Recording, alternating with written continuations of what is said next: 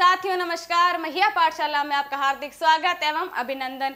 हम बात करेंगे एजुकेशन मैनेजमेंट के बारे में। एजुकेशन मैनेजमेंट आपके ग्रेड फर्स्ट पाठ्यक्रम में प्रथम प्रश्न पत्र में एक महत्वपूर्ण भूमिका निभाता है।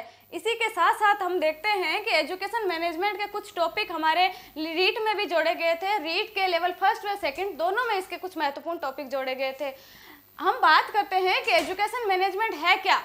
एजुकेशन मैनेजमेंट शिक्षण जो संस्थाएं हैं उनकी क्रियाओं में होने वाले शिक्षण, प्रशिक्षण एवं अनुसंधान में जो उपलब्ध जो मानवीय और भौतिक संसाधन हैं उनको आप किस प्रकार से उपलब्ध और दक्षतापूर्ण उसका प्रयोग कर रहे हैं, आप उसको किस प्रकार से अपने लक्ष्यों की प्राप्ति में आप सहयोगी साबित कर रहे हैं, ये क्या है? एजुकेशन मैनेजमेंट है। आप अपने निर्धारित लक्ष्यों को किस प्रकार से उपयोग कर रहे हैं, निर्धारित लक्ष्य और उद्देश्य हैं उनको किस प्रकार से प्राप्त कर रहे हैं, ये क्या है? एजुकेशन मैनेजमेंट है। एजुकेशन मैनेजमेंट के द्वारा विद्यार्थियों का सर्वांगीण विकास संभव है। क्या है? विद्यार्थियों का सर्वांगीण विकास संभव है। इसी के साथ साथ जो कर्मचारी हैं उनको कार्यकुशलता पूर्वक उनसे कार्य किस प्रकार से करवाना है ताकि उद्देश्यों की प्राप्ति संभव हो सके। तो ये सब हम किस में पढ़ेंगे? एजुकेशन मैनेजमेंट में पढ़ेंगे। एजुकेशन मैनेजमेंट के अंतर्गत हमारे टॉपिक आते हैं शिक्षा में नवाचार, अभिकरण, RT एक्ट 2009, इसी के साथ साथ शैक्षिक पर्यवेक्षण, निरीक्षण, नेतृत्व की शैलियाँ इत्यादि। हम महत्वपूर्ण इन टॉपिकों के बारे में बात करते हुए आगे बढ़ेंगे। आज का हमारा टॉपिक रहेगा कि शैक्षिक जो अभिकरण है, जो शैक्षिक एजुकेशन है, एजुकेशन मैनेजमेंट है, वो है क्या, उसका कार्य क्या है, उसकी संकल्पना क्या है, इसके बारे में हम आज अध्ययन करेंगे। तो पहला यूनिट अपना कौन सा रहेगा? शैक्षिक प्रबंधन। एजुकेशन मैनेजमेंट जो है उसके कार्य संकल्पना हमारा क्या रहेगा? प्रथम यूनिट रहेगा। इसके बारे में हम आज विस्तार पूर्वक अध्ययन करेंगे और देखेंगे कि इसमें कौन कौन से हमारे महत्वपूर्ण बिंदु हैं। तो सबसे पहले हम शैक्षिक प्रबंधन का अर्थ के बारे में जानेंगे। इसके बाद हम देखेंगे कि इसके कौन कौन से जनक हैं, भारतीय जनक कौन है, आधुनिक जनक कौन है, इसके बारे में हम विस्तार पूर्वक चर्चा करेंगे। इसके बाद कुछ महत्वपूर्ण परिभाषाएं हमारे सामने आती है। किसकी? शैक्षिक प्रबंधन की कुछ महत्वपूर्ण परिभाषाएं सामने आती है। उसमें है आपके हेनरी फेयोल महोदय, लूथर गुलिक महोदय, पीफनर महोदय, प्रोफेसर एलन इत्यादि की जो महत्वपूर्ण जो परिभाषाएं हैं उनके बारे में हम उनका विस्तार पूर्वक अध्ययन करेंगे और देखेंगे कि वो शैक्षिक प्रबंधन के बारे में कहना क्या चाह रहे हैं। इसी के साथ साथ हम देखेंगे कि शैक्षिक प्रबंधन के सूत्र कौन कौन से हैं, तत्व, कार्य, सिद्धांत, प्रकृति, उद्देश्य क्या है, उद्देश्य क्या है एवं शैक्षिक प्रबंधन की आवश्यकता क्या है, हमारे हम क्यों पढ़ रहे हैं इसको,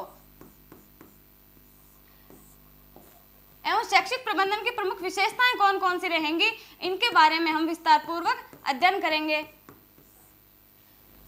शैक्षिक प्रबंधन के बारे में राजस्थान में जो शैक्षिक प्रबंधन है, जो हमारे सिलेबस का जो शैक्षिक प्रबंधन है, उसके बारे में अध्ययन करने से पूर्व हम कुछ इसकी महत्वपूर्ण पृष्ठभूमि के बारे में अध्ययन करते हैं। तो देखते हैं कि 1813 में एक एक्ट आता है और वो एक्ट आपका कौन सा है? Charter act. कौन सा? Charter act. 1813 में एक एक्ट आता है, चार्टर एक्ट, और उस समय भारत पर अधिकार किसका है? ब्रिटेन का। ब्रिटेन के भारत में अधिकार के समय प्रधानमंत्री हैं रॉबर्ट जैकिंसन, सम्राट हैं जॉर्ज तृतीय, एवं बंगाल के जो गवर्नर हैं वो है लॉर्ड मिंटो। कौन? Lord Minto. अब बात आती है कि 1813 के चार्टर एक्ट के समय घटनाएं क्या हुई थी। तो 1813 के चार्टर एक्ट के समय जो ईस्ट इंडिया कंपनी है, कौन सी? East India Company. इस ईस्ट इंडिया कंपनी ने जो भारत में जो प्रबंधन एवं प्रशासन का अधिकार था वो अपने हाथों में ले लिया। क्या कर लिया? अपने हाथों में ले लिया। इसने कहा कि जो भारत में प्रबंधन एवं प्रशासन है उसका कौन क्रियान्वयन करेंगे? हम करेंगे। बात करें कि ईस्ट इंडिया कंपनी भारत कब आती है, इसकी स्थापना भारत में कब होती है, तो ईस्ट इंडिया कंपनी की भारत में स्थापना आपके होती है 31 दिसंबर 1600 ईस्वी में। कब? 31 दिसंबर 1600 ईस्वी में ईस्ट इंडिया कंपनी भारत आती है व्यापार करने के लिए। इसी के साथ साथ ईस्ट इंडिया कंपनी का नाम हमारे सामने एक और आता है और वो नाम है आपके यदाकदा जोन कंपनी। कौन सा? यदाकदा जोन कंपनी। अब ईस्ट इंडिया कंपनी ने क्या किया कि जो भारतीय प्रबंधन था, भारतीय प्रबंधन एवं जो प्रशासन था, उसका अधिकार अपने हाथ में ले लिया था। किसने? ईस्ट इंडिया कंपनी ने।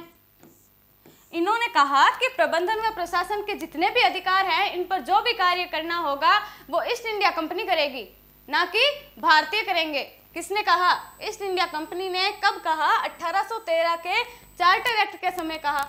अब एक घटना ये होती है, लेकिन दूसरी यह है कि इस समय, किस समय?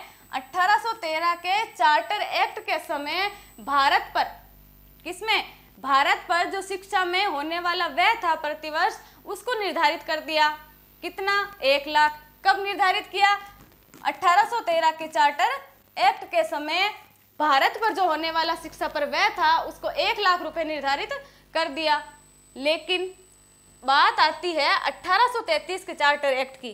कौन सी? 1833 में एक एक्ट और आता है, चार्टर एक्ट। कौन सा? Charter act. इस चार्टर एक्ट के समय आपके सम्राट हैं वो है विलियम बेंटिंक। कौन है? William Bentinck. अब बात करते हैं कुछ महत्वपूर्ण घटनाएं, कुछ महत्वपूर्ण बातें विलियम बेंटिंक के बारे में। विलियम बेंटिंक के बारे में, तो विलियम बेंटिंक जो है, इनको, विलियम बेंटिंक को 1833 का जो चार्टर एक्ट है, इस समय भारत का क्या कर दिया? गवर्नर नियुक्त कर दिया। भारत का गवर्नर नियुक्त कर दिया। कब? 1833 में। किसको? विलियम बेंटिंक को भारत का गवर्नर नियुक्त कर दिया जाता है। दूसरी जो है बात वो है कि जो 1833 में भारत में जो शिक्षा पर होने वाला व्यय है, उसको कितना कर दिया? 10 लाख। लेकिन 1813 में कितना था? 1 लाख रुपए। उसे बढ़ाकर 10 लाख कब किया गया? 1833 के चार्टर एक्ट के समय। कब? 1833 के चार्टर एक्ट के समय। तो 1833 में 2 घटनाएं घटित होती है कि सबसे पहले तो विलियम बेंटिंक को भारत का गवर्नर नियुक्त कर दिया जाता है। किसको? विलियम बेंटिंक को। दूसरा जो है कि भारत पर जो शिक्षा में होने वाला व्यय है वो 1 लाख से बढ़ाकर 10 लाख कर दिया। कब? 1833 के चार्टर एक्ट के समय। अब बात करें शैक्षिक प्रबंधन के बारे में। शैक्षिक प्रबंधन क्या है? शैक्षिक प्रबंधन है आपके शिक्षा के क्षेत्र में उचित व्यवस्थाएं करना, ताकि क्या किया जा सके? एक तो बच्चों का सर्वांगीण विकास किया जा सके, उनमें जो अंतर्निहित जो उनकी योग्यताएं हैं उनको आप बढ़ा सके, उनका विकास कर सके, ताकि क्या हो सके? जो शिक्षा के जो पूर्व निर्धारित जो लक्ष्य हैं उनको आप प्राप्त कर सके। अब 1964-66 में एक एक्ट आपका आयोग आता है, कोठारी आयोग। कौन सा? कोठारी आयोग। कोठारी आयोग कहता है कि जो भारत का भविष्य है, भारत का फ्यूचर जो है वो उसकी कक्षा में निर्मित हो रहा है। कैसे? कि भारत का भविष्य विद्यार्थी है। कौन है? विद्यार्थी। क्योंकि विद्यार्थी ही भारत में आने वाली शिक्षा और भारत के विकास को आगे बढ़ाने का कार्य करेंगे। ये किसने कहा था? कोठारी आयोग ने कहा था। किसने? कोठारी आयोग ने। कोठारी आयोग ने। कोठारी आयोग 1964-66 में आता है। कब? 1964-66 में आता है और वो कहता है कि भारत का भविष्य कौन है? बच्चे। और कहाँ निर्मित हो रहा है? वो कक्षा में निर्मित हो रहा है। किसने कहा? कोठारी आयोग कहता है। अब देखें कि जो शैक्षिक प्रबंधन का जो विकास है वो औपचारिक रूप से कहाँ से प्रारंभ होता है? तो औपचारिक रूप से इसका विकास प्रारंभ होता है आपके इंग्लैंड की औद्योगिक क्रांति से। कहाँ से? इंग्लैंड की औद्योगिक क्रांति से शैक्षिक प्रबंधन का औपचारिक रूप से विकास प्रारंभ होता है। शैक्षिक प्रबंधन 2 शब्दों से मिलकर बना है। कितने? 2 शब्दों से। और वो 2 शब्द कौन कौन से हैं? शिक्षा और प्रबंधन। बात करते हैं कि शिक्षा और प्रबंधन शब्द का अर्थ क्या है, इनकी व्युत्पत्ति कैसे हुई। तो आप देखेंगे कि शिक्षा जो शब्द है, कौन सा? शिक्षा।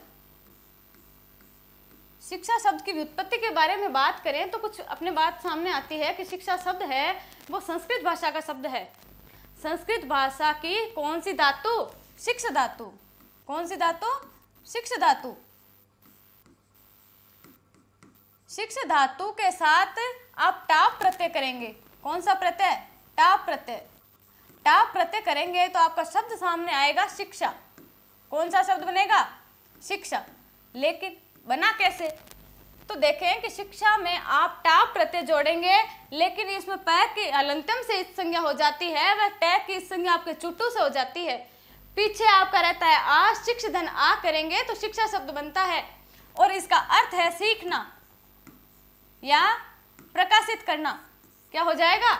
शिक्षा शब्द का संस्कृत भाषा के शिक्ष धातु से अर्थ क्या हो गया? सीखना या प्रकाशित करना। बात करें कि भारतीय साहित्य के अनुसार क्या अर्थ होगा? किसके अनुसार? भारतीय साहित्य के अनुसार। तो भारतीय साहित्य में शिक्षा शब्द का एक अर्थ और मिलता है, विद्या। क्या? विद्या। विद्या शब्द की उत्पत्ति के बारे में बात करें तो विद्या शब्द है आपकी संस्कृत भाषा की कौन सी धातु? विद धातु से मिलकर बना है। कौन सी धातु? विद धातु। विद धातु का अर्थ है जानना। क्या है? जानना। बात करें कि शिक्षा शब्द जो है वो अंग्रेजी भाषा के कौन से शब्द से मिलकर बना है, तो बताएंगे कि एजुकेटर। कौन सा? कौन सा शब्द?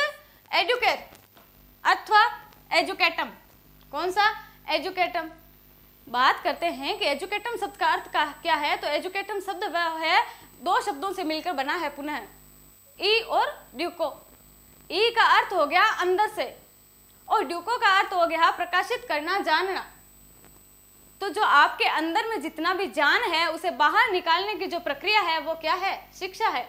लेकिन आप बात करें कि शैक्षिक प्रबंधन के संबंध में शिक्षा का अर्थ क्या है, तो वो होगा आपका शिक्षा के क्षेत्र में। क्या हो जाएगा? शिक्षा के क्षेत्र में। शिक्षा के क्षेत्र में। बात करें प्रबंधन के अर्थ की, तो प्रबंधन का अर्थ क्या है? प्रबंधन। प्रबंधन जो शब्द है वो आपके अंग्रेजी भाषा के मैनेजमेंट शब्द से मिलकर बना है। कौन सा शब्द? मैनेजमेंट। अब मैनेजमेंट शब्द का अर्थ क्या है? व्यवस्था करना। क्या है? व्यवस्था करना। व्यवस्था करना। शैक्षिक प्रबंधन के संबंध में हम इसका अर्थ करें तो आपका अर्थ हो जाएगा इसका प्रबंधन का उचित व्यवस्था करना। किस प्रकार की व्यवस्था करना?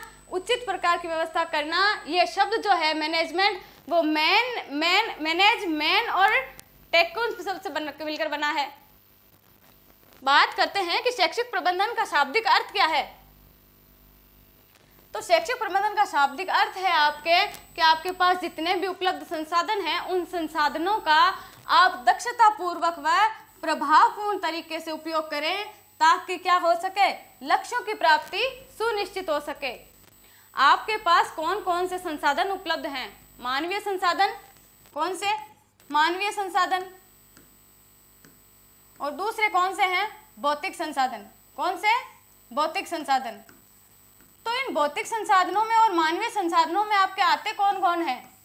मानवीय संसाधनों में शिक्षक, छात्र, प्रशासक, अभिभावक, आपके जो शैक्षिक इसकी सभा के जो सदस्य हैं, प्रशासक सभा के जो सदस्य हैं, वो किस में आएंगे? मानवीय संसाधनों में आएंगे। दूसरा है भौतिक संसाधन। भौतिक संसाधनों में आपका आएगा विद्यालय का भवन, फर्नीचर, खेल का मैदान, लाइब्रेरी, आपकी जो लैब है वो, श्यामपट, शिक्षण अधिगम सामग्रियां, ये सारी किसमें है? भौतिक संसाधनों में। लेकिन यहाँ शैक्षिक प्रबंधन में आप क्या करेंगे? मानवीय संसाधनों पर विशेष महत्व देंगे। मानवीय संसाधनों का अधिक से अधिक उपयोग करेंगे, उनमें योग्यता लाने का कार्य करेंगे, ना कि ज्यादा किसमें? भौतिक संसाधनों में। क्योंकि मानवीय संसाधनों में अगर योग्यता होगी तो वो भौतिक संसाधनों का क्या कर सके? अच्छे से उपयोग कर सकते हैं।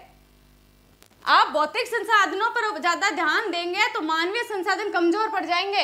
अगर मानवीय जो तत्व हैं वो ढंग से कार्य नहीं करेंगे, भौतिक संसाधन आपके कितने ही योग्यता पूर्वक हो, लेकिन उनमें से आपके संसाधनों की, आपके लक्ष्यों की प्राप्ति आप संभव नहीं हो सकती आपसे। तो उपलब्ध जो आपके मानवीय और भौतिक संसाधन है उनका आप दक्षता पूर्वक व इनका आप पर क्या प्रभाव पड़ रहा है, इसका आप उपयोग किस प्रकार से कर रहे हैं कि आपके उद्देश्यों की प्राप्ति संभव हो सके, आपके लक्ष्यों की प्राप्ति आप संभव कर सके। शैक्षिक प्रबंधन का जो प्रारंभ है वो अमेरिका से माना जाता है। कहाँ से? अमेरिका से। अमेरिका से शैक्षिक प्रबंधन का प्रारंभ माना जाता है। शैक्षिक प्रबंधन की जो प्रथम अवधारणा है वो F.W. टेलर ने दी थी। किसने? F.W. टेलर ने। बात करें कि F.W. टेलर का पूरा नाम क्या है तो आप कहेंगे फ्रेडरिक W. टेलर। क्या है? Frederick W. टेलर। किसका? शैक्षिक प्रबंधन की प्रथम अवधारणा देने वाले कौन थे? Frederick W. टेलर। इन्होंने ये अवधारणा कब दी थी? 19वीं सदी में। कब? 19वीं सदी में। 19वीं सदी में ही फ्रेडरिक W. टेलर ने एक सिद्धांत का प्रतिपादन किया था और वो सिद्धांत है आपके वैज्ञानिक प्रबंधन का सिद्धांत। कौन सा? वैज्ञानिक प्रबंधन का सिद्धांत। इसी कारण से इनको क्या कहा जाता है? वैज्ञानिक प्रबंधन का जनक कहा जाता है। किसको? फ्रेडरिक महोदय को। फ्रेडरिक ने क्या किया था? शैक्षिक प्रबंधन की प्रथम अवधारणा प्रस्तुत की थी। इसी के साथ हम बात करें कि प्रबंधन का गुरु कौन है? प्रबंधन का गुरु, तो प्रबंधन का गुरु है पीटर ड्रैकर। कौन? पीटर ड्रैकर। अब पीटर ड्रैकर को प्रबंधन का गुरु क्यों कहा जाता है? क्योंकि इन्होंने जो सबसे इम्पोर्टेंट, जो महत्वपूर्ण और सटीक जो परिभाषा है वो पीटर ड्रैकर महोदय ने दी थी। इन्होंने कहा था कि प्रबंधन है वो किसी संस्था या संगठन का क्या है? जीवन रक्त है। लाइफ ब्लड क्या है? किसी संस्था का प्रबंधन है। किसने कहा था? पीटर ड्रैकर ने। पीटर ड्रैकर कौन है? प्रबंधन का गुरु। कौन? प्रबंधन का गुरु। शैक्षिक प्रबंधन का जनक, शैक्षिक प्रबंधन का जनक कौन है? लूथर गुलिक। कौन है? लूथर गुलिक। लूथर गुलिक का एक सिद्धांत हमारे सामने आता है और वो है शैक्षिक नियोजन का सिद्धांत। कौन सा? शैक्षिक नियोजन का सिद्धांत। आपसे पूछ लिया जाए कि शैक्षिक नियोजन के सिद्धांत का प्रतिपादन किसने किया था, आप क्या बताएंगे? लूथर गुलिक महोदय ने। किसने? लूथर गुलिक महोदय ने। लूथर गुलिक महोदय ने एक सिद्धांत का प्रतिपादन और किया था। प्रबंधन के तत्वों के बारे में इन्होंने बताया था और इन्होंने अपने 7 शब्दों के माध्यम से एक सिद्धांत का प्रतिपादन किया था और वो है आपका पोस्टकॉर्ब। कौन सा? पोस्टकॉर्ब। पोस्टकॉर्ब सूत्र का प्रतिपादन इन्होंने कब किया था? तो 1937 में किया था। कब? 1937 में। इनका साथ देने वाले एक महोदय और थे और उनका नाम है उर्विक। कौन? उर्विक। लूथर गुलिक और उर्विक ने मिलकर के प्रबंधन के सूत्र का प्रतिपादन किया था। पोस्टकॉर्ब सूत्र का प्रतिपादन किया था 1937 में। कब? 1937 में।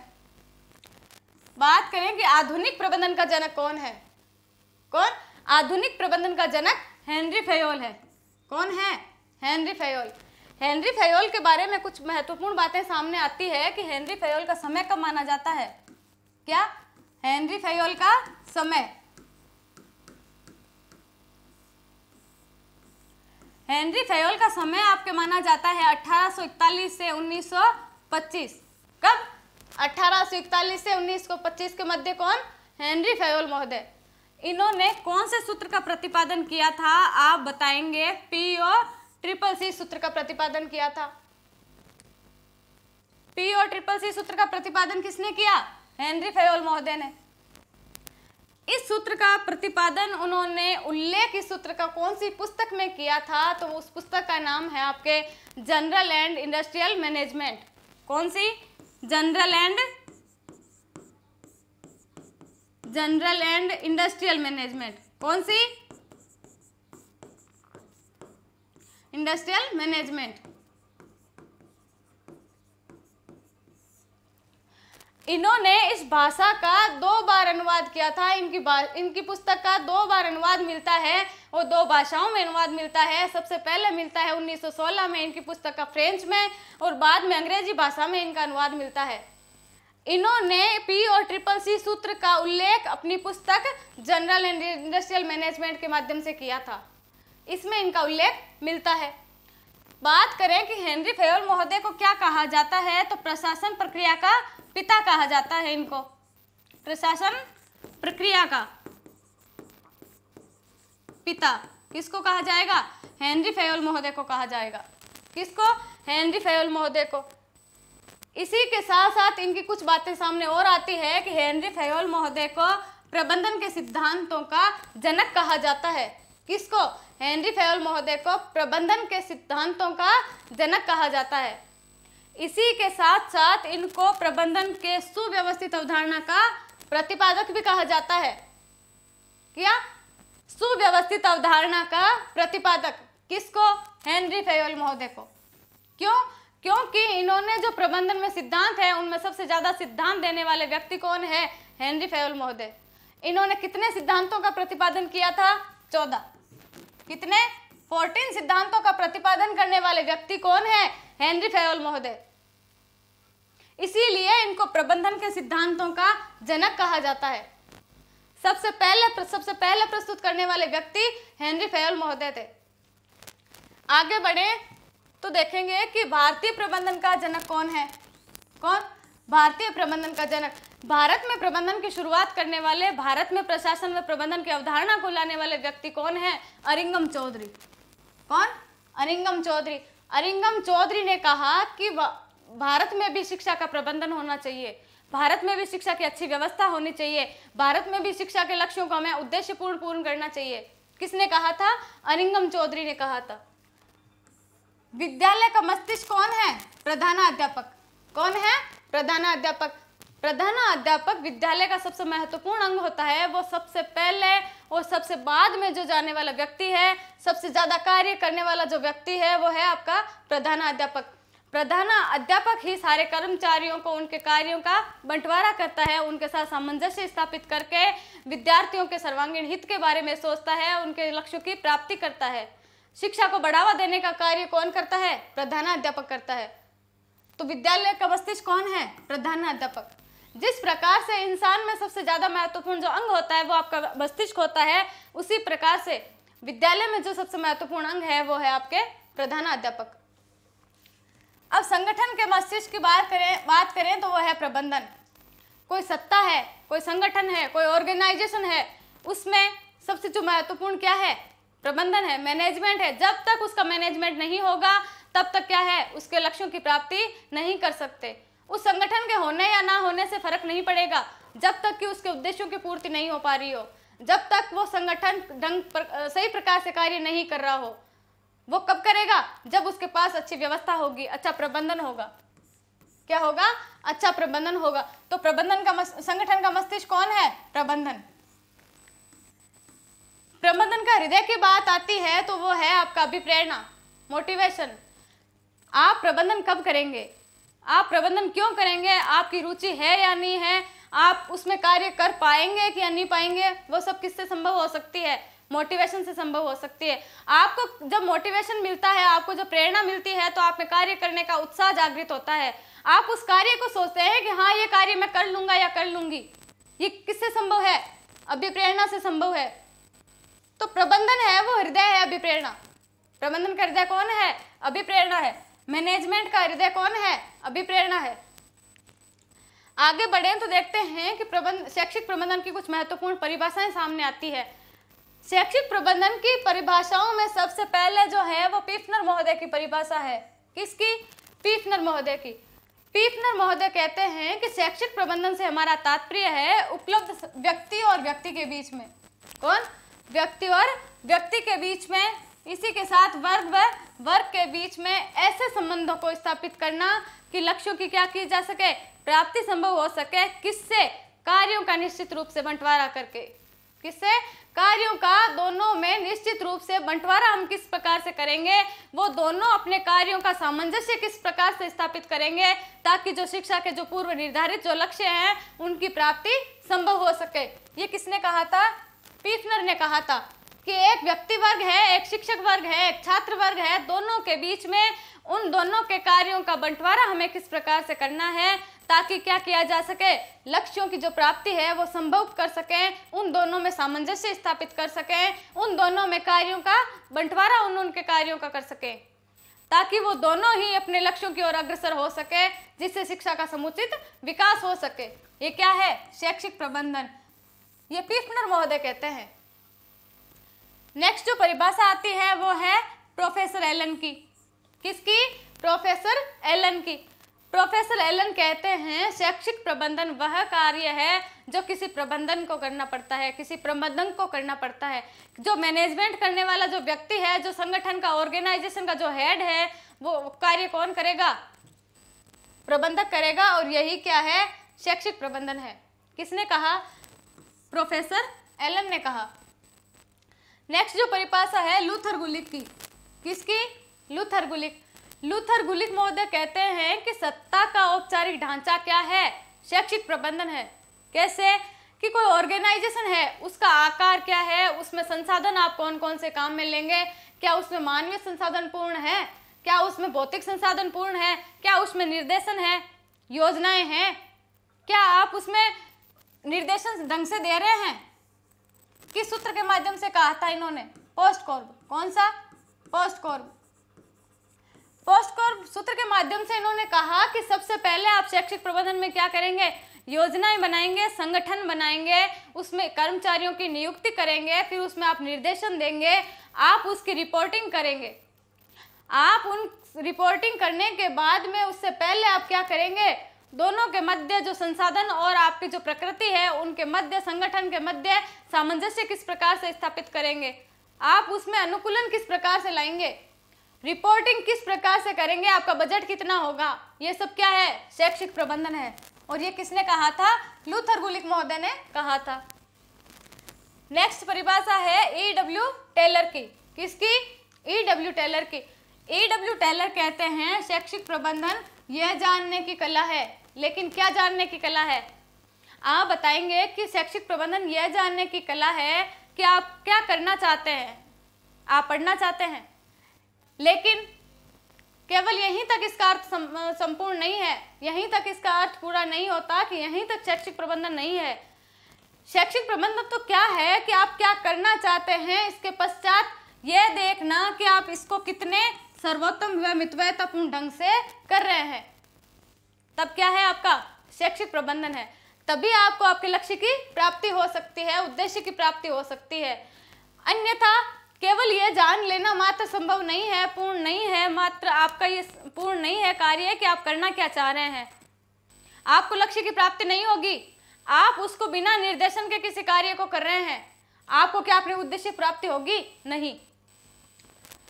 तो शैक्षिक प्रबंधन क्या है? आपको देखना कि आप करना क्या चाह रहे हैं, इसके बाद में निरंतर उस कार्य को कर रहे हैं या नहीं कर रहे हैं, कर रहे हैं तो आप किस प्रकार से उस कार्य को कर रहे हैं, आप उसको कितने सर्वोत्तम व मितव्ययतापूर्ण ढंग से कर रहे हैं, ये क्या है? शैक्षिक प्रबंधन है।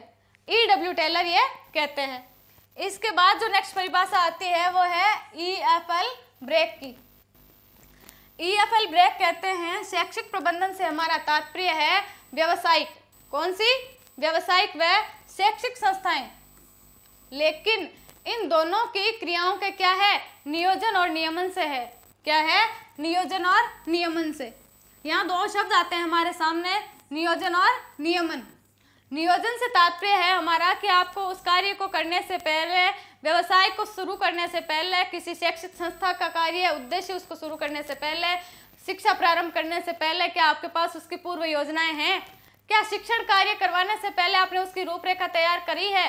क्या आपके पास उस व्यवसाय की रणनीति है कि आप उसका किस प्रकार से क्रियान्वयन करेंगे? ये क्या है? नियोजन है। लेकिन उस नियोजन के पश्चात क्या उसका आप नियमन कर रहे हैं, उसका क्रियान्वयन कर रहे हैं, उसमें आप संसाधन आप कौन कौन से उपयोग में ले रहे हैं, मानवीय संसाधन कितने हैं, भौतिक संसाधन कितने हैं, क्या आपके उद्देश्य पूर्ण हैं, क्या आपकी नीतियां पूर्ण हैं, क्या लक्ष्यों की प्राप्ति आपको हो चुकी है? ये सब क्या है? शैक्षिक प्रबंधन है। और ये किसने कहा था? ब्रेक ने कहा था। नेक्स्ट परिभाषा आती है प्रोफेसर किम्बाल की। किसकी? प्रोफेसर किम्बाल की। प्रोफेसर किम्बाल कहते हैं कि जिसके द्वारा क्या? जिसके द्वारा, जिस कार्य के द्वारा किसी उपक्रम में मनुष्य एवं पदार्थ, क्या है? मनुष्य एवं पदार्थ, इन दोनों को नियंत्रण करने के लिए, इन दोनों को कंट्रोल करने के लिए आर्थिक सिद्धांत आप कौन से उपयोग में ले रहे हैं, आर्थिक सिद्धांतों का आप किस प्रकार से प्रयोग कर रहे हैं, ये क्या है, शैक्षिक प्रबंधन है। क्या है, शैक्षिक प्रबंधन। ये किसने कहा था, प्रोफेसर किम्बाल महोदय ने। नेक्स्ट है हेनरी फयोल महोदय की परिभाषा। हेनरी फयोल महोदय का समय हमने देखा कि 1841 से 1925 के मध्य माना जाता है। इनकी पुस्तक का नाम है जनरल एंड इंडस्ट्रियल मैनेजमेंट। इन्होंने एक सूत्र का प्रतिपादन किया था और वो सूत्र है आपका PO-CCC। कौन सा, PO-CCC। इन्होंने अपने सूत्र के माध्यम से कहा था कि शैक्षिक प्रबंधन का अर्थ क्या है, पूर्वानुमान लगाना। क्या है, पूर्वानुमान लगाना। आप किसी भी कार्य को करने से पूर्व उसकी पूर्व योजनाएं बनाते हैं, आपके दिमाग में उसका पूर्वानुमान आता है कि हाँ ये कार्य इस प्रकार से होगा, क्या मैं इस कार्य को पूर्ण कर सकता हूँ या कर सकती हूँ, ये कार्य होगा तो किस प्रकार से होगा, मेरे को उसमें कौन कौन से संसाधन चाहिए, ये क्या है आपका पूर्वानुमान लगाना। फिर उस कार्य की आप रूपरेखा बनाते हैं कि हाँ मुझे इस कार्य को इस प्रकार से करना चाहिए, तो आप क्या बनाएंगे, पूर्व योजनाएं बनाएंगे। उसका आप ऑर्गेनाइजेशन करेंगे, उसका संगठन बनाएंगे, उसमें आप निर्देशन देंगे कि इस कार्य को इस प्रकार से करना है, इस समय करना है, कब करना है, क्यों करना है, किस प्रकार से करना है। उसके बाद आप जो उपलब्ध आपके पास संसाधन है वह आपके पास जितने भी आपके कार्य हैं उन दोनों के मध्य क्या करेंगे, संतुलन स्थापित करेंगे, सामंजस्य स्थापित करेंगे, समन्वय स्थापित करेंगे, कोऑर्डिनेशन करेंगे कि हाँ मेरे पास कोई बात नहीं, इतने संसाधन हैं, मैं इतने में संतुष्ट हूँ। ये क्या हो गया, समन्वय स्थापित करना हो गया। इसके बाद में नियंत्रण किस प्रकार से करेंगे, आप उस कार्य में आने वाले अवरोधों को कैसे रोकेंगे, आप उसके दुरुपयोग को कैसे रोकेंगे, ये क्या है, शैक्षिक प्रबंधन है। क्या है, शैक्षिक प्रबंधन। और ये परिभाषा देने वाले कौन है, हेनरी फयोल। कौन है, हेनरी फयोल। एक परिभाषा की हम और बात करें तो परिभाषा आती है रॉबर्ट हिलकर्ट की। किसकी, रॉबर्ट हिलकर्ट की। रॉबर्ट हिलकर्ट महोदय कहते हैं कि प्रबंधन के क्षेत्र में, किसके क्षेत्र में, प्रबंधन के क्षेत्र में, प्रबंधन के क्षेत्र में क्या है, कला और विज्ञान। कौन, कला और विज्ञान।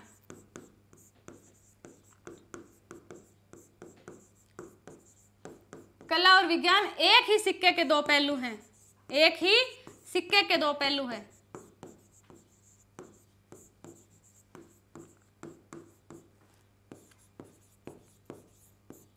किसने कहा था, रॉबर्ट हिलकर्ट ने कहा था कि प्रबंधन के क्षेत्र में कला और विज्ञान एक ही सिक्के के दो पहलू हैं, ये एक दूसरे के पूरक हैं, इन्हें एक दूसरे से अलग नहीं किया जा सकता।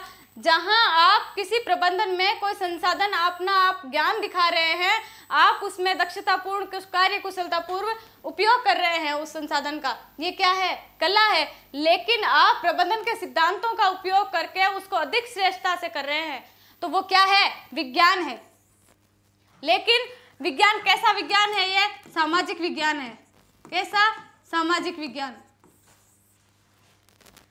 प्रबंधन के क्षेत्र में कला और विज्ञान दोनों हैं, लेकिन सामाजिक विज्ञान है, भौतिक विज्ञान नहीं है। कौन सा, भौतिक विज्ञान नहीं है, सामाजिक विज्ञान है। ये किसने कहा था, रॉबर्ट हिलकर्ट ने कहा था। नेक्स्ट बात करें कि प्रबंधन के क्षेत्र में प्रबंधन के तत्व कौन कौन से हैं, कौन कौन से शब्दों का समावेश किया गया है, तो आपके सामने तीन शब्द आते हैं। पहला है प्रशासन, दूसरा है व्यवस्थापन, तीसरा है संगठन और संसाधन। प्रशासन क्या है, किसी भी कार्य की रणनीति बनाने वाली जो संस्था है, कार्य का निर्धारण करने वाली जो संस्था है, वो है प्रशासन। प्रबंधन का क्या कार्य करेगा, संगठन का आकार क्या होगा, व्यवसाय में पूंजी लगाने वाली संस्था कौन है, प्रशासन है। प्रशासन के द्वारा नियुक्त किए गए वर्ग, वेतनभोगी जो वर्ग है, उसकी संस्था तो है प्रबंधन, लेकिन उनको नियुक्त करने का जो कार्य करेगी वो कौन करेगी, प्रशासन करेगा। उसकी व्यवस्था करने वाला है व्यवस्थापन, मैनेजमेंट। जो मैनेजमेंट करता है, जो मैनेजमेंट करने वाला जो व्यक्ति है, वो क्या है, व्यवस्थापन है। उस कार्य का क्रियान्वयन किस प्रकार से होगा, उसमें कौन कौन से संसाधन काम में आएंगे, उसका संगठन कैसा होगा, उसमें संगठन में लोग कितने होंगे, संगठन में कौन कौन से कार्य होंगे, ये क्या है, संगठन और संसाधन। संसाधन है मानवीय संसाधन और भौतिक संसाधन। ये तीनों क्या है, प्रबंधन के 3 तत्व हैं। क्या है, प्रबंधन के 3 तत्व हैं। इनका उपयोग किसके क्षेत्र में करना, शिक्षा के क्षेत्र में करना। शिक्षा के क्षेत्र में इनका उपयोग करना क्या है, शैक्षिक प्रबंधन कहलाता है। क्या कहलाता है, शैक्षिक प्रबंधन कहलाता है। प्रशासन का, व्यवस्थापन का व संसाधन और संगठन का उपयोग शिक्षा में करना शैक्षिक प्रबंधन कहलाता है। क्या कहलाता है, शैक्षिक प्रबंधन कहलाता है। यहाँ शब्द आया था हमारे सामने प्रशासन। प्रबंधन के बारे में हम पूर्व चर्चा कर चुके हैं कि प्रबंधन क्या है, उचित व्यवस्थाएं करना। शिक्षा प्रबंधन का अर्थ हो गया कि शिक्षा के क्षेत्र में उचित व्यवस्थाएं करना क्या है, शैक्षिक प्रबंधन है। लेकिन शैक्षिक प्रशासन क्या है व शैक्षिक प्रबंधन का अर्थ, दोनों में अंतर महत्वपूर्ण क्या होंगे, इसके बारे में हम चर्चा करेंगे। तो प्रशासन क्या है, आपका व्यवसाय को क्या करता है, पूंजी और स्वामित्व प्रदान करता है। क्या करता है, पूंजी व स्वामित्व प्रदान करता है। कोई व्यवसाय है, उसमें पूंजी प्रदान करने का कार्य कौन करेगा, प्रशासन करेगा। उसको स्वामित्व कौन देगा, प्रशासन देगा। लेकिन प्रबंधन क्या है, जो प्रशासन द्वारा नियुक्त वेतनभोगी जो वर्ग है, कौन, जिसने प्रशासन को नियुक्त किया है, प्रशासन ने जिसको नियुक्त किया है, कर्मचारी होंगे। वो कर्मचारी वर्ग किसमें होंगे, प्रबंधन में होंगे। लेकिन कर्मचारी को नियुक्त करने का कार्य कौन करेगी, प्रशासन करेगी। प्रशासन जो है वो पूर्व नियोजन की क्रिया है। क्या है, पूर्व नियोजन की प्रक्रिया है। किस प्रकार से कि प्रशासन का कार्य क्या है, उस कार्य की पूर्व योजनाएं बनाना, उसका पूर्व नियोजन करना, उसकी रूपरेखा तैयार करना, उद्देश्यों का निर्धारण करना, नीतियों का निर्धारण करना, ये कार्य कौन करेगा, प्रशासन करेगा। लेकिन जो प्रबंधन है उस कार्य का क्रियान्वयन करेगी। किस प्रकार से, निर्देशन देगी उसमें कि अब निर्देश कौन कौन से लेंगे, कार्य को किस प्रकार से करेंगे, इसके साथ साथ ही समन्वय किस प्रकार से स्थापित करेंगे, हमारे पास अभिप्रेरणा क्या होगी, हमें अभिप्रेरणा कैसे लेनी होगी, आप में मोटिवेशन किस प्रकार से प्राप्त होगा, ये सारी प्रक्रिया किस में आएगी, प्रबंधन में आएगी। प्रशासन है वो प्रबंधन को निर्देशित करता है। क्या करता है, प्रबंधन को निर्देशित करता है कि आपको इस कार्य को इस प्रकार से करना है ताकि आपको क्या हो सके, लक्ष्यों की प्राप्ति हो सके। ये कार्य कौन करेगा, प्रशासन करेगा। संगठन का आकार को निर्धारित कौन करेगा, प्रशासन। कि संगठन में लोग कितने होंगे, संगठन का बाहरी ढांचा क्या होगा, उसका समय कितना होगा, ये सारा कार्य करने का कार्य कौन करेगा, प्रशासन संस्था करेगी। लेकिन जो प्रबंधन है वो क्या करेगा, जो प्रशासन ने जो संगठन का आकार निर्धारित किया था, उस आकार को, उस संगठन को सजीव बनाए रखने का, क्या, सजीव बनाए रखने का और गतिशील बनाए रखने का कार्य प्रबंधन द्वारा होगा। किसके द्वारा, प्रबंधन के द्वारा। नेक्स्ट जो अंतर है वो है कि प्रशासन एक निर्धारणात्मक कार्य है। क्या है, निर्धारणात्मक कार्यकारी संस्था है जो नीतियों का व उद्देश्यों का निर्धारण करती है। किसका, शिक्षा के उद्देश्यों का, कार्य के उद्देश्यों का, कि आपको कौन सा कार्य है और इस कार्य का आपके पास उद्देश्य क्या है, आपका इसका मोटिव क्या है, ये कार्य का निर्धारण कौन करेगी, प्रशासन करेगी। आपकी उसमें नीतियां क्या कौन कौन सी होंगी, इसका निर्धारण करने वाली संस्था प्रशासन है। और प्रबंधन क्या है, जो निर्धारण किया था प्रशासन ने, उसका कार्यकारी संस्था जो है, उसका क्रियान्वयन करने वाली जो संस्था है, उसके नीतियों का जो क्रियान्वयन करेगी, उद्देश्यों को जो प्राप्त करने वाली संस्था है, वो है प्रबंधन। कौन है, प्रबंधन। प्रशासन एक उच्च स्तरीय प्रक्रिया है। कौन सी प्रक्रिया है, उच्च स्तरीय। लेकिन प्रबंधन एक मध्यम व निम्न स्तरीय प्रक्रिया है। कैसे, प्रबंधन का कार्य है उस कार्य को पूर्ण करना, उसका क्रियान्वयन करना। लेकिन प्रशासन का कार्य क्या है, उस कार्य का निर्धारण करना कि उसकी रणनीति क्या होगी, ये कार्य क्यों होगा, ये कार्य कितने समय में होगा, इसमें संसाधन कौन कौन होंगे, इसका बजट कितना होगा, ये निर्धारण तो कौन करेगा, प्रशासन। तो ये क्या है, उच्च स्तरीय प्रक्रिया है। लेकिन जो प्रबंधन है वो उस निर्धारण किए हुए कार्य का ही क्या कर रही है, क्रियान्वयन कर रही है, उस कार्य को पूर्णता तक पहुंचा रही है। तो ये क्या है, मध्यम स्तरीय व निम्न स्तरीय प्रक्रिया है। प्रशासन संस्था का मस्तिष्क है। संस्था का मस्तिष्क संस्था की नीतियों का निर्धारण करेगी। संस्था के उद्देश्यों का निर्धारण करेगी, शिक्षा के संपूर्णता तक पहुंचाने वाला, शिक्षा का सर्वांगीण विकास करने वाला, बच्चों का विकास करने वाला, बच्चों की अंतर्वैयक्तिक विकास करने वाला कौन है? प्रशासन है। तो ये क्या है? संस्था का मस्तिष्क है। लेकिन प्रबंधन में कौन होंगे? कर्मचारी होंगे। प्रबंधन में कार्य कौन करेंगे? कर्मचारी करेंगे। प्रबंधन का कार्य कौन करेंगे? कर्मचारी करेंगे। उसका उद्देश्य का कार्य क्रियान्वयन कौन करेगी? प्रबंधन करेगी। तो प्रबंधन में आने वाले जितने भी कर्मचारी हैं उनका हृदय कौन है? प्रबंधन है। कौन है? प्रबंधन है। प्रशासन है वो बाह्य घटकों से प्रभावित होता है। किससे? बाह्य घटकों से प्रभावित होता है। लेकिन प्रबंधन किससे प्रभावित होता है? कर्मचारियों से। किससे? कर्मचारियों से। प्रशासन तो आप किसी भी व्यक्ति से जो आपका कार्यकारी जो संस्था है उससे करवा सकते हैं, उसमें कार्य का निर्धारण तो वो कर देगा, लेकिन उसमें प्रबंधन में जो कार्य करेंगे वो कौन होंगे? कर्मचारी होंगे। कौन होंगे? कर्मचारी होंगे, जिसमें शिक्षक, अभिभावक सारे शामिल होंगे। कौन? शिक्षक और अभिभावक, छात्र, ये सब किस में आएंगे? प्रबंधन में आएंगे। मैनेजमेंट में जो व्यक्ति कार्य करेंगे वो कौन है? कर्मचारी हैं। इसके बाद में बात करते हैं कि शैक्षिक प्रबंधन के तत्व कौन कौन से हैं, वो किसने दिए थे। तो शैक्षिक प्रबंधन के तत्वों के बारे में बताने वाले हैं जे हार्टले। कौन? जे हार्टले। जे हार्टले ने 3 प्रमुख इसके सिद्धांत बताए थे, 3 प्रमुख तत्व बताए थे। सबसे पहले है अदा। कौन सा? अदा, इनपुट। क्या है? इनपुट। इसके बाद में इन्होंने दूसरा प्रबंधन का, शैक्षिक प्रबंधन का तत्व बताया था प्रक्रिया। कौन सा? प्रक्रिया, प्रोसेस।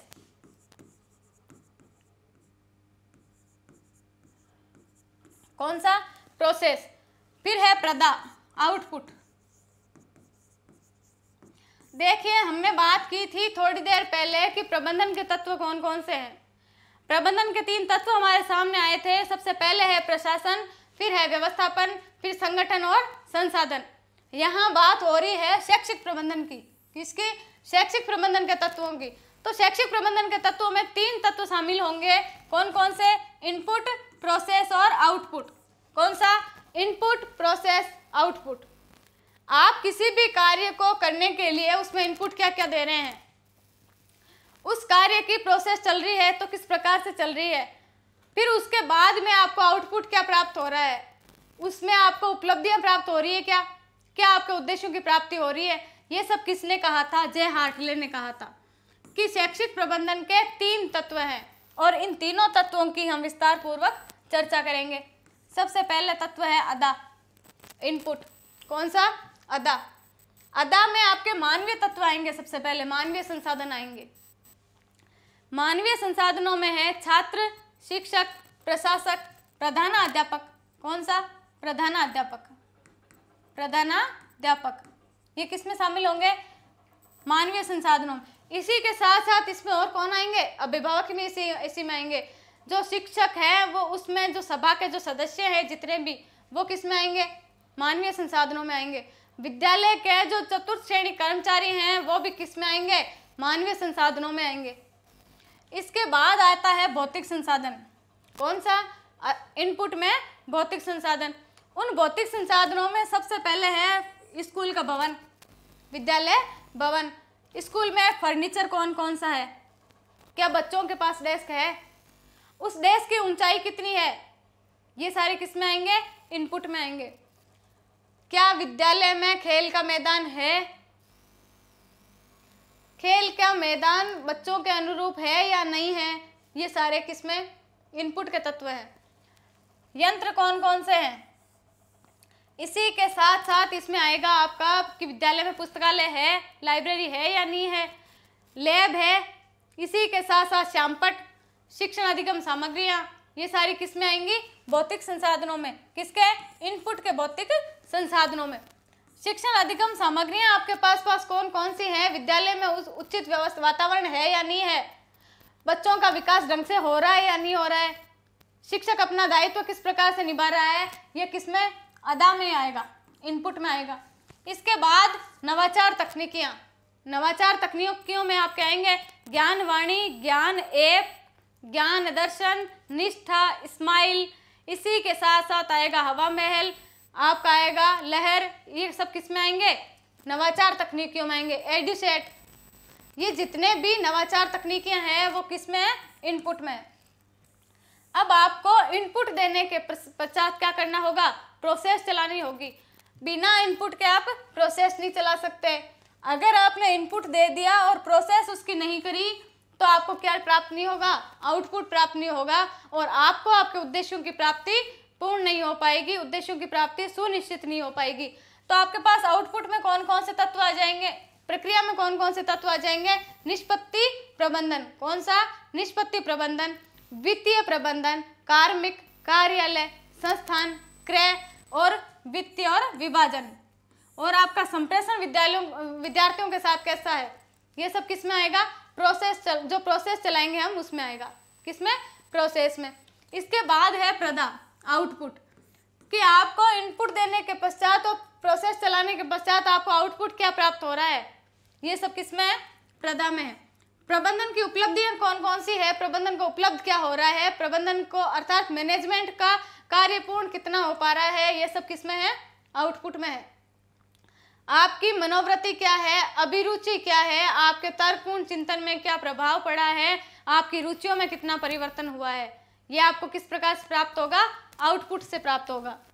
इसके पश्चात हम देखते हैं कि प्रबंधन के सूत्र कौन कौन से हैं।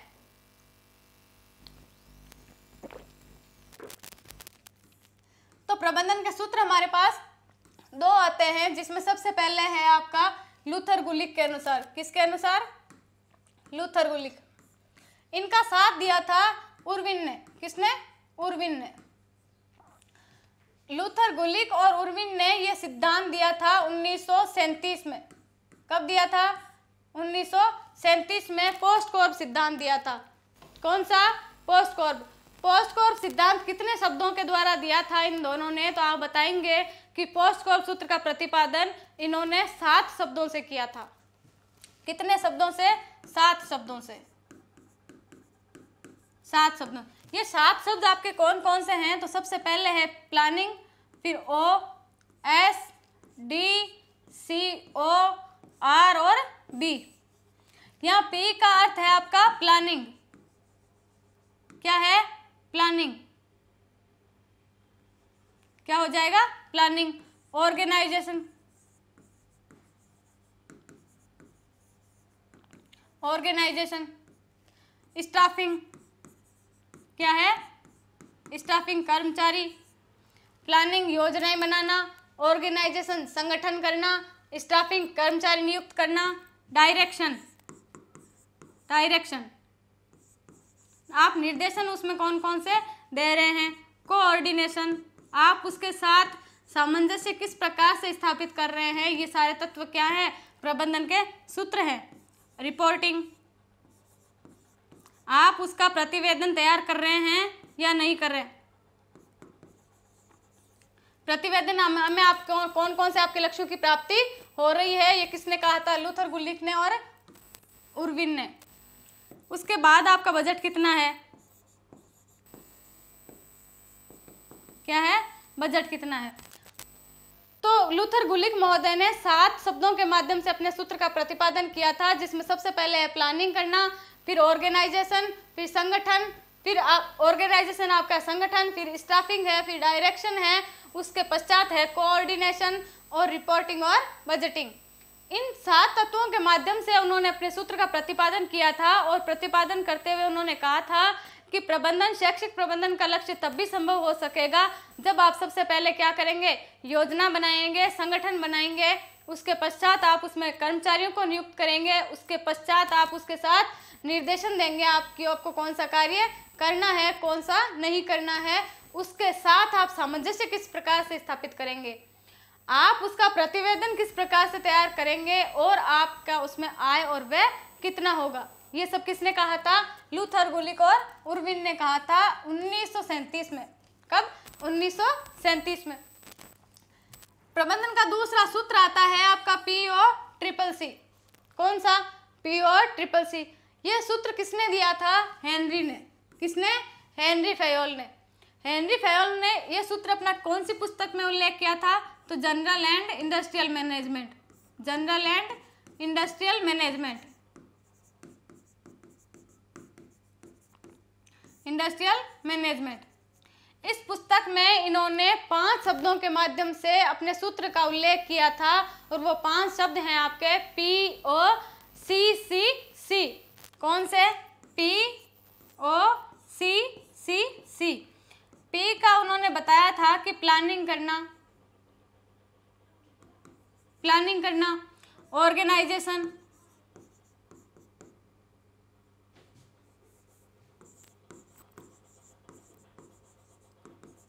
क्या करना? ऑर्गेनाइजेशन करना, संगठन बनाना। फिर कमांड देना, क्या करना? कमांड देना, आदेश देना। फिर कोऑर्डिनेशन बिठाना उनके साथ, क्या करना? कोऑर्डिनेशन बिठाना, समन्वय स्थापित करना। उसके बाद में कंट्रोल करना। इन्होंने क्या बताया था कि आप उनको किस प्रकार से कंट्रोल करेंगे? किसने बताया? हेनरी फयोल महोदय ने अपने सूत्र P और CCC के माध्यम से। तो लूथर गुलिक व हेनरी महोदय के अपने दोनों सूत्रों की बात की कि लूथर गुलिक ने कौन सा सूत्र दिया था? पोस्टकॉर्ब। कौन सा? पोस्टकॉर्ब। और हेनरी महोदय ने कौन सा? P और CCC। अब एक परिवर्तन आता है कि पोस्टकॉर्ब के माध्यम से उन्होंने, अर्थात जो ये लूथर गुलिक महोदय हैं, इन्होंने एक शब्द और जोड़ा था इसमें, और वो शब्द है आपका इल्यूवेशन। कौन सा?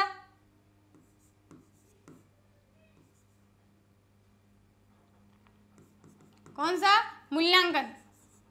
इन्होंने कहा था कि कार्यों की, आपके उद्देश्यों की प्राप्ति आपको कितनी हो रही है, ये सब किसमें है? पोस्टकॉर्ब के माध्यम से उन्होंने कहा था कि आप योजनाएं बना रहे हैं, ठीक है, संगठन कर रहे हैं, ठीक है, लेकिन आपको अपने संगठन में कितने उद्देश्यों की प्राप्ति हो रही है उसका आपको मूल्यांकन करना अति आवश्यक है। किसने कहा था? लूथर गुलिक ने कहा था। किसने? लूथर गुलिक ने। नेक्स्ट आती है शैक्षिक प्रबंधन की कुछ विशेषताएं। शैक्षिक प्रबंधन क्या है? तो हम देखेंगे कि शैक्षिक प्रबंधन कला और विज्ञान दोनों है। शैक्षिक प्रबंधन कला और विज्ञान दोनों है। आप अपने ज्ञान का कुशलतापूर्वक व दक्षतापूर्वक किस प्रकार से उपयोग करते हैं, ये क्या है? आपकी कला है। और कला को आप निपुण कैसे बना सकते हैं? अभ्यास।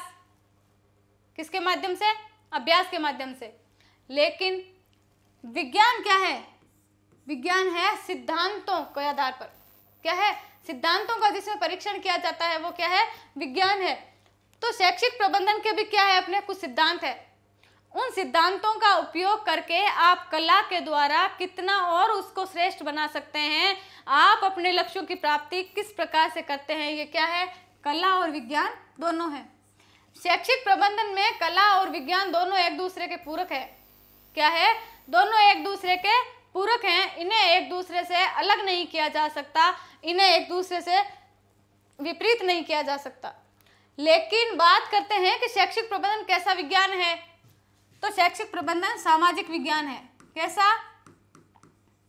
क्योंकि इसमें सामाजिक तत्व जुड़े हैं, मानवीय तत्व जुड़े हैं, भौतिक तत्व जुड़े हैं।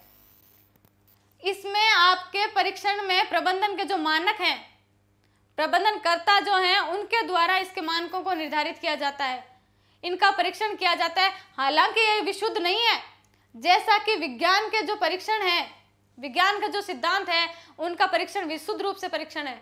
लेकिन जो शैक्षिक प्रबंधन के जितने भी सिद्धांत हैं, उनका परीक्षण किसके द्वारा किया जाता है? प्रबंधनकर्ताओं के द्वारा किया जाता है, संगठनकर्ताओं के द्वारा किया जाता है। तो शैक्षिक प्रबंधन कला और विज्ञान दोनों है। नेक्स्ट आती है कि शैक्षिक प्रबंधन क्या है? अमूर्त अवधारणा है। क्या है? अमूर्त अवधारणा। देखिए शैक्षिक प्रबंधन अमूर्त अवधारणा कैसे है? आप शिक्षा के क्षेत्र में कार्य कर रहे हैं और आपका व्यवहार में कितने परिवर्तन हो रहे हैं, ये क्या है? अमूर्त है। आपके व्यवहार में होने वाले परिवर्तन उसी समय दिखाई नहीं देंगे। तो शैक्षिक प्रबंधन क्या है?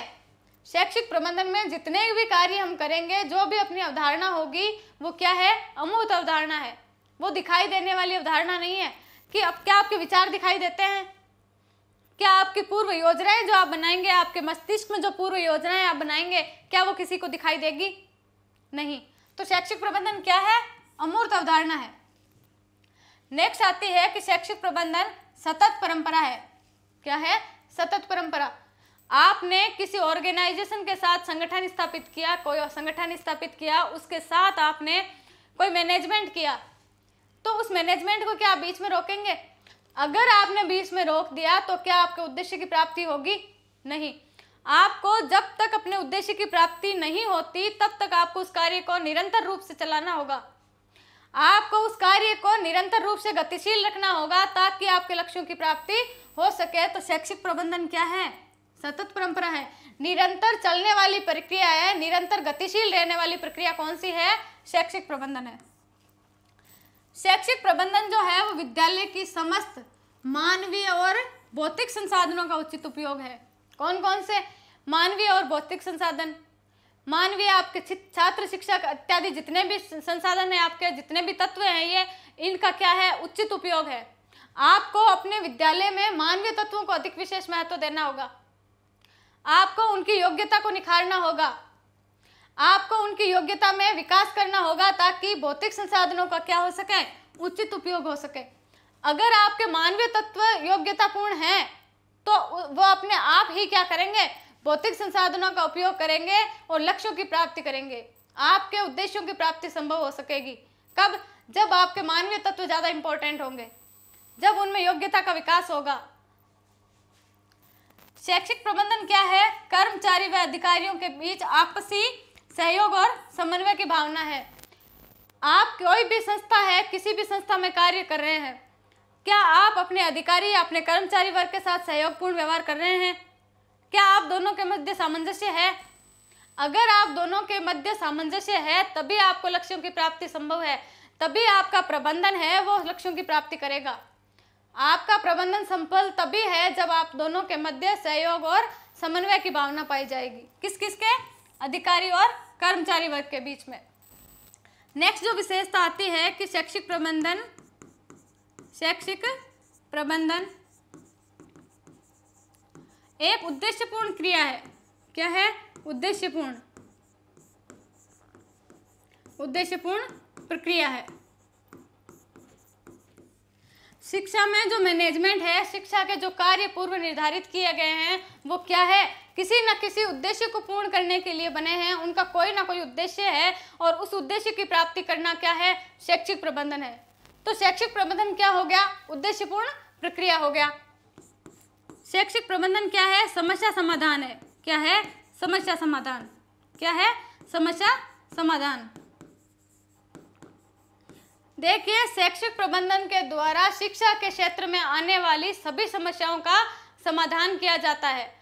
सभी प्रकार की समस्याओं का दूर किया जाता है ताकि लक्ष्यों की प्राप्ति बच्चों को हो सके, बच्चों का, बालकों का सर्वांगीण विकास हो सके, उनकी जो अंतर्निहित जो योग्यताएं हैं उनका विकास हो सके। ये किससे संभव है? शैक्षिक प्रबंधन से।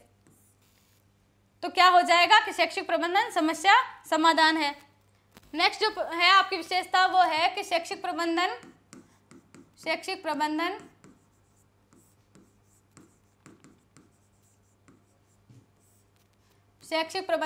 निदानात्मक व क्या है? निदानात्मक है व उपचारात्मक प्रक्रिया है। क्या है? निदानात्मक और उपचारात्मक प्रक्रिया है। किस प्रकार? देखिए, सबसे पहले शैक्षिक प्रबंधन में, किसी भी प्रबंधन में सबसे पहले क्या होगा? उसकी पूर्व योजनाएं होंगी।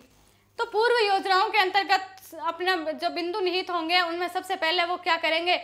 कोई भी अवरोध है, कोई भी शिक्षा के संबंध में आने वाली जो समस्याएं हैं उनके कारणों का क्या करेंगे? पता लगाएंगे। तो वो क्या हो गया? आपका निदान हो गया। कारणों का पता लगाने के पश्चात उन कारणों को दूर किया जाता है, उनका उपचार किया जाता है। उन कारणों को दूर करके शिक्षा का समग्र विकास किया जाता है। वो क्या है? उपचारात्मक क्रिया है। तो शैक्षिक प्रबंधन क्या है? निदानात्मक और उपचारात्मक क्रिया है। इसमें क्या होता है? कर्मचारियों को उसकी योग्यता के अनुसार कार्य दिया जाता है। किसमें? शैक्षिक प्रबंधन में कर्मचारियों को योग्यता अनुसार कार्य दिया जाता है। योग्यता अनुसार कार्य दिया जाता है। कोई भी कर्मचारी है, उसकी योग्यता क्या है, उसी अनुसार उसको कार्य का भार दिया जाता है। ये नहीं कि आपके जो कर्मचारी हैं वो उस कार्य को नहीं जानते और आपने उस कार्य का भार उसको दे दिया और वो बेचारा बैठा है और वो अपने लक्ष्यों की प्राप्ति नहीं कर सकता।